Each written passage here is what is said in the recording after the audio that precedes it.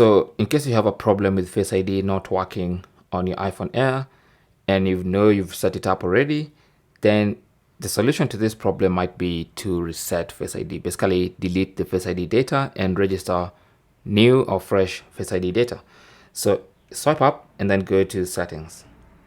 Under settings, scroll to Face ID and passcode, tap on that. It's going to ask for your current passcode, which you need to enter. Once you enter the correct passcode, it's going to allow you into the Face ID and passcode settings page. So from here, you want to come and reset your Face ID. So tap on that. That's going to delete your Face ID data. And then if you go back up, you should see set up Face ID, and you can go and set up Face ID afresh. So just scan your face afresh.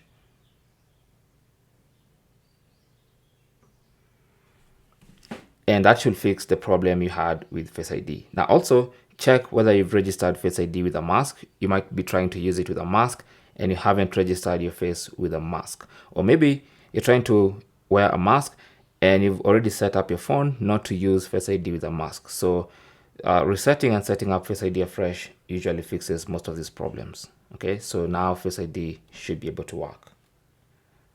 Thanks for watching and good luck.